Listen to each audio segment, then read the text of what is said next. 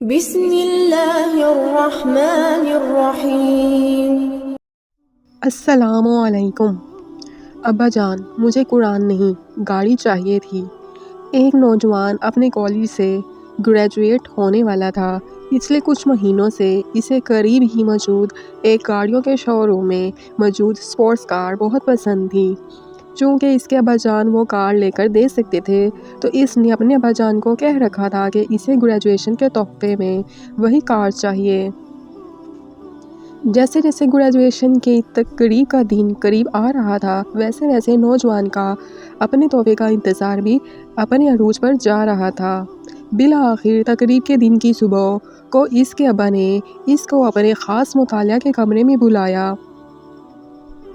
اس کے والد نے اس کو بتایا کہ ایسے ذہین اور محنتی بیٹے کے باپ ہونے پر ان کو کتنا فخر ہے، اور یہ بھی کہ وہ اسے کتنا پیار کرتے ہیں۔ پھر انہوں نے اس کو ایک غلاف میں لپٹا ہوا ڈبہ تحفے میں دیا۔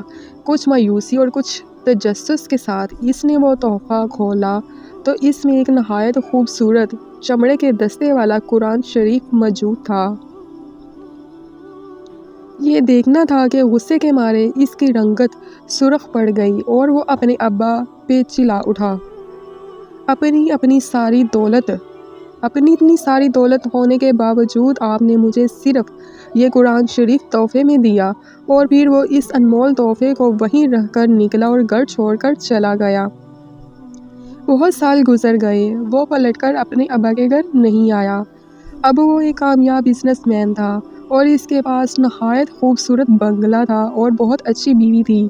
اب اسے کبھی کبھی اپنے ابا کی یاد ستاتی تھی کہ وہ بہت بوڑھے ہو چکے ہوں گے اور شاید انہیں اسی کی ضرورت بھی ہوگی۔ وہ سوچتا تھا کہ اسے اپنے ابا کو ملنے جانا چاہیے۔ اس سے پہلے کہ وہ اپنے ابا کو ملنے جاتا، ایک دن اسے اطلاع ملی کہ اس کے ابا انتقال کر گئے ہیں اور وصیت میں اپنے ابا اپنا سب کچھ اس کے نام کر گئے ہیں۔ اسے اپنا تفریح اور غم کے عالم میں ابا کے گھر جانا پڑ گیا۔ جب وہ ابا کے گھر پہنچا تو اس کا دل غم کی شدت سے بھر گیا اور ایک پچھتاوے کا احساس اس کے سینے میں جاگ اٹھا۔